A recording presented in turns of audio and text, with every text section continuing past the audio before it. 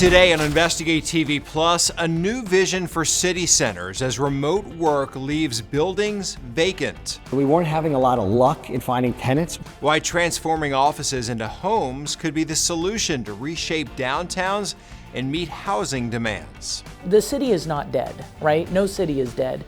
In fact, we just need to pivot. Then a teen shares her trauma to help save others from sexual predators. It absolutely changed my life in every single way. How her strength inspired change that could protect children. My ultimate goal is to not have anybody else go through what I've gone through. Plus, regaining abilities once taken for granted. I couldn't walk. I couldn't do anything with my hands. A stroke survivor explains why knowing the signs and acting quickly could prevent lasting damage. In-depth stories that inform and inspire. You're watching Investigate TV Plus. Once bustling downtown office buildings now sit empty following the pandemic-induced shift to remote work. I'm Tisha Powell. And I'm Lee Zurich. So much so, in 2024, the nation's office vacancy rate hit a record 20%. And that has cities searching for ways to bring new life into those shuttered spaces. Reporter Heather Graff explains one approach viewed by some as a potential fix to two parallel problems: vacant offices and a housing shortage. Walk sign is on to cross 20th Street. Foot traffic in any city is essential. And for a long time, downtown office workers were considered guaranteed customers for nearby shops and restaurants. But the signs are clear in many areas that's no longer the case. Even before COVID, the office market was having issues. I think COVID just expedited it. Gary Cohen is a developer in Washington, D.C., whose grandfather built this office building in the 1960s. Their first tenant was the U.S. Department of Labor, and after that, the high-rise served as Peace Corps headquarters for several decades, until it became vacant in 2019. So we weren't having a lot of luck in finding tenants. We couldn't find anything. So in 2022, Cohen's family-owned company began turning this office building into residential apartments. You know, I love cities. I believe in cities. I believe people want to be in cities. So we looked into it and we spoke with our builder, we spoke with architects, we did a whole study and everything checked the box. A decision that made Cohen's project part of a now growing trend. According to a recent Rent Cafe report, office-to-apartment conversions have more than quadrupled nationwide, from about 12,000 apartments in 2021 to more than 55,000 in the pipeline in 2024. The D.C. region leading the way alongside places like New York, Chicago, Cleveland, Atlanta, and Charlotte. All of them among the top 20 metro areas trying out this approach. The vision here is we need to recreate our downtown areas. We need to make them vibrant. Stan Van Nieuwerburg is a professor of real estate at Columbia University's Business School. And as the prevalence of remote work has left more offices empty, he says this type of redevelopment could help cities address several big issues. I do. I think at the end of the day, we have too much office and we have also too little housing. And so I think if we could convert just a part of these offices to residential units, that would actually greatly help both. But at the same time, his research found just a fraction of U.S. office buildings can realistically be repurposed for housing. So based on their physical attributes, I would say somewhere between 10 and 20% of the office stock. He says a building's structure is oftentimes the biggest barrier. Let's go to the 9th floor. And as Cohen showed us around during the final stage of construction, just be careful here. He explained how this building's corner location, high ceilings, and windows on all four sides helped make it doable to go from boardrooms to bedrooms and cubicles to kitchens. Ta-da! A total of 163 new apartments, now known as the L. We ripped everything off, all the electrical, all the mechanical, all the plumbing. Quicker than a complete teardown, though he admits that massive overhaul wasn't easy or cheap. You know, there's a lot of unknowns. There's not like a roadmap on, hey, here, oh, you got an office building here. Here's how you do it. Every single building is different. In D.C., where the office vacancy rate rose to a new high of 22.4% in the second quarter of 2024, local leaders have pointed to Cohen's building as a success story. The Yale's ribbon cutting, touted as the first post-pandemic office-to-residential conversion to open in the downtown core. We're celebrating that. We think that's important, and we think that this will prove concept for future buildings. Leona Agaritas leads the neighborhood's business improvement district and has worked closely with city officials on ways to catalyze these conversions. Everybody across the globe is thinking about this. And Nina Albert is DC's deputy mayor for planning and economic development. The city is not dead, right? No city is dead. In fact, we just need to pivot. We've focused primarily on a financial incentive. Specifically, she says their plan calls for a 20-year tax abatement available to developers who agree to include a certain percentage of affordable housing in their conversions. This is going to be one of our premium units. And while that offer was not finalized in time for Cohen's project, he believes government subsidies must absolutely be part of the equation moving forward, especially in cities that want more affordable apartments. I think it's incumbent upon them to help give incentives to developers to kickstart these things. But with that said, I think you'll ask a lot of developers and they may say that's still not enough. How much interest and questions are you getting from other developers about this? A lot. Been wanting to see the building, asking questions on how are you making this work? Explain to us, how you came through this challenge or how did you deal with that challenge? His best advice for now is that these conversions are not a panacea, but perhaps a step in the right direction. I think it's one of the solutions. Amid the changing landscape of cities. Not far from that newly converted building in D.C., this issue also has the attention of lawmakers on Capitol Hill. Would it be helpful if the federal government offered a subsidy of some sort or some sort of incentive? It would be very, very helpful if there was some sort of federal subsidy, could be very helpful with some sort of a conversion tax credit, perhaps. That question and answer came during a 2024 U.S. House subcommittee hearing, and since then, lawmakers introduced bipartisan legislation that would provide a federal tax credit for commercial to residential conversions. It would require an affordable housing component in exchange for that tax credit. In Washington, D.C., I'm Heather Graff. In order to meet the current demand for rental housing, the National Multifamily Housing Council estimates that by 2035, the U.S. needs to build 4.3 million apartments. Yeah, Texas, Florida, and California account for more than 40% of future demand. Another report found just 34 homes exist for every 100 renter households at or below the federal poverty line. Still to come, buzzing bees lead a Coast Guard veteran on a new mission.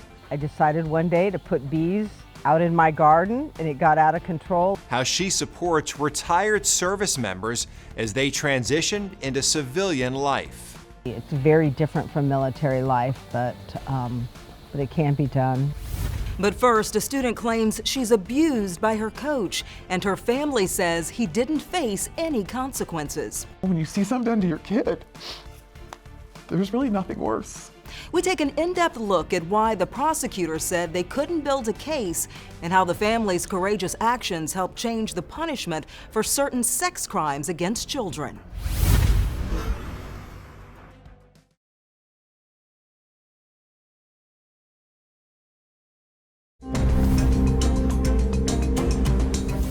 Hopefully nobody else will go through what my daughter went through and what my family's gone through. A family shares their fight for justice in order to protect more children from sexual predators. They're the driving force behind a new Arizona law that makes it easier to prosecute suspected criminals before they physically abuse a victim, a crime now called child enticement. Reporter Derek Stahl sat down with the family who's using their trauma to promote real change. And a warning, some of the details are graphic. It absolutely changed my life in every single way, and although I hate that it happened, I can say that I am much happier where I am now than where I was. This teen, who we'll call Anne, says she was a 14-year-old freshman on the girls' softball team when her coach started texting her personal details. In text conversations, he told me about how he was in high school, the first time he had sex, then he lost his virginity. She says the coach, a man in his 30s who was also a teacher, insisted she visit his classroom. alone, and they'd spend long stretches on his couch. You said he towed the line, but he never technically crossed it. What did you mean by that? There was a time when we were sitting on the couch, like side by side. His hand would go on my thigh. It would go up like to the bottom of my shorts. One time it went up, like up the back of my shirt. However, he never went, the step further. Anne says the principal eventually discovered them alone in a locked classroom, and that's when her family went to police. The police officer who investigated your daughter's case said this was the worst case of grooming he's seen in his 35-year career, and yet there was nothing they could do? Correct. When you see something done to your kid, there's really nothing worse. And when you can't get the justice that they deserve, it's a horrible feeling as a parent. The county attorney's office dropped charges against the coach, citing burden of proof issues. Privately, Anne's family says prosecutors told them they couldn't bring charges for sexual assault because Anne never claimed he touched her crotch or chest, only her buttocks and thigh.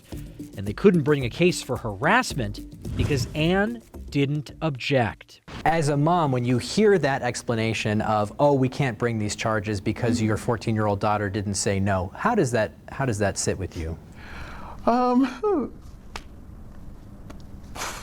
The same way it sat when I've heard all this, it's horrific. And that's why we tried to start this, because the only way they would stop him is if he actually completed the act.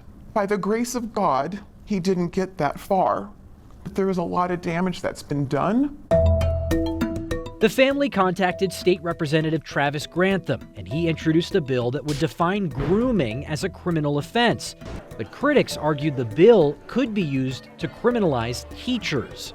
2310's broad and vague language still threatens to criminalize innocent acts that would educate teens and other young adults about sexually transmitted disease, reproductive health, and safe sex. They also argued the term grooming itself has become an anti-LGBT slur. So Grantham amended the bill to child enticement and added protections for things with serious literary, artistic, political, or scientific value. Before the final vote, lawmakers referenced Anne and passed the bill.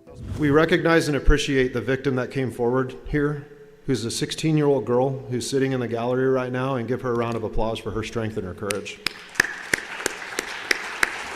My ultimate goal is to not have anybody else go through what I've gone through. The new law makes it a felony to entice a child to send nude images or take any steps in furtherance of the sexual abuse of a minor. And there's harsher punishments if the adult is in a position of trust. The family stresses this isn't just about teachers or coaches, but any adult who interacts with children. The statute took effect in September 2024. How exactly it will be used in court has yet to play out. Up next, a dad is determined to walk his daughter down the aisle despite suffering a stroke months before. Why he's warning others about the importance of knowing the symptoms. Our in-depth coverage continues. You can get connected to Investigate TV Plus on all social media platforms.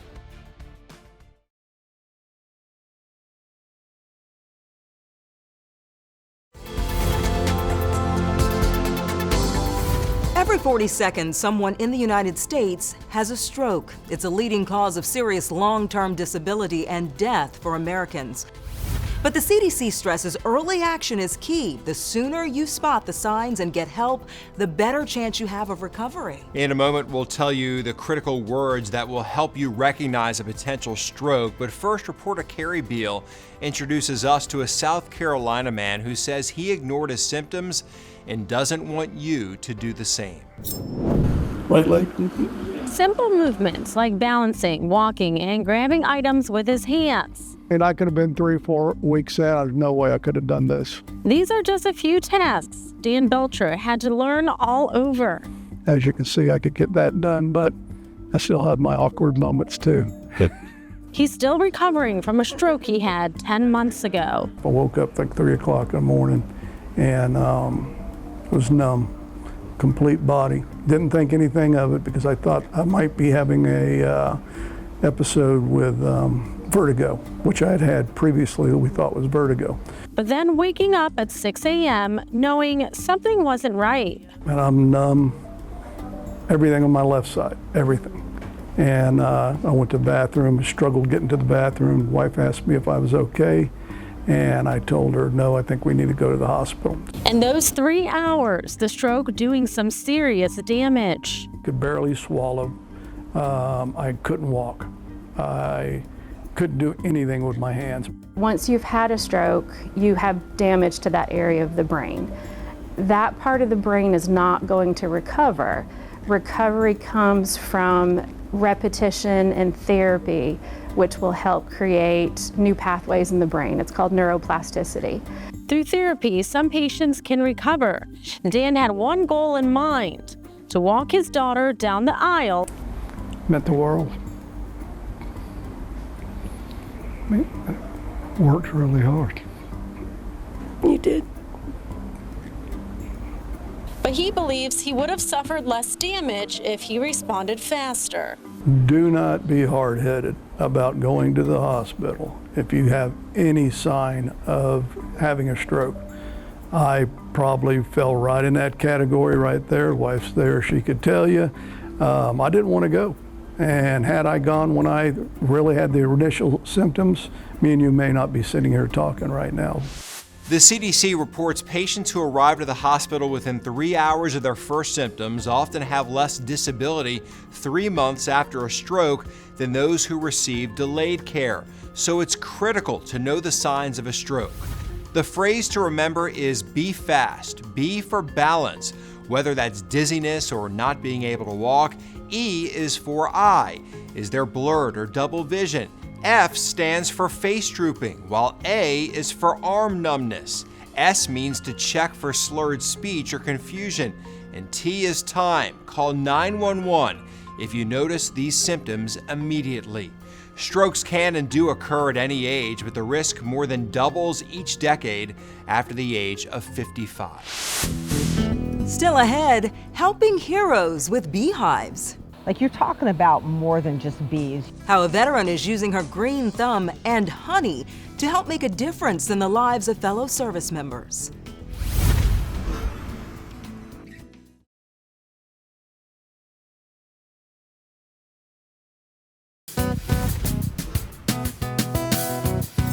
Transitioning out of the military into civilian life can be difficult for veterans, but thousands of volunteers nationwide are helping former service members find a path forward through beekeeping. Reporter Lauren McCoy explains how the unique hobby can inspire veterans to overcome their fears and accomplish a new goal. A beehive.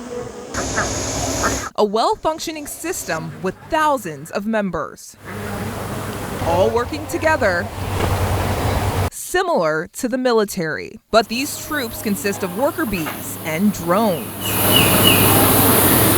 And instead of a general, they have a queen. It started with the bees, and I don't know if you can see them or not, but the bees are behind us up on the platform over the chicken pen. And we only have 27 hives with plans to slowly increase that. Nestled in Lacombe, you can find bees working at a 50-acre apiary and blueberry farm run by a Coast Guard veteran. When I retired, I started just gardening full time. It's a passion of mine, and I decided one day to put bees out in my garden, and it got out of control. Sherry Benaissa spent 25 years in the military. I was planning initially on only being in for 4 years, but it ended up being the 25. I mean, there was always a challenge. But with the Coast Guard, you have a lot of autonomy to take care of your own, like your responsibilities. And now she's taking on a different type of responsibility at Big Branch Apiary. Hives for Heroes was designed to help, in particular, transitioning veterans transition out of the military into civilian life and give them something to concentrate on. Benaissa knew joining Hives for Heroes, a national nonprofit service organization, would help give back to her fellow service members. Like, you're talking about more than just bees. So to be matched with somebody like that, somebody who's already transitioned, I think it just makes for a meaningful camaraderie and somebody you can talk to. She's been matched with 2 veterans so far. They might be having a hard time because of depression, just the change of the transition. Maybe they have PTSD, or some of them are suicidal. So the idea with Hives for Heroes is to actually match those people with a mentor that could get them involved in something positive and engaging, like woodworking or beekeeping. And she says the program does make a difference. Something that they can call their own, take care of. So you work with them a year, you take them through the whole process, through the year of taking care of the hives and checking them, and at the end, if they want, then you actually give them a hive. And she has a message for military members preparing to leave the service. There's still a great life. Transition is not always easy. It's very different from military life, but it can be done. It's great. There's so much waiting for you out there. Hives for Heroes says there are more than 7,000 heroes and mentors taking care of more than 70,000 hives nationwide. And I just love programs like this that help ease that transition for military members as they come back from service. You can't find property more peaceful than that. The bees, the peacocks. Yes. All of that's very nice. Very relaxing. Yeah. Well, that's it for us on Investigate TV Plus. I'm Tisha Pell. And I'm Lee Zurich. Thanks for watching.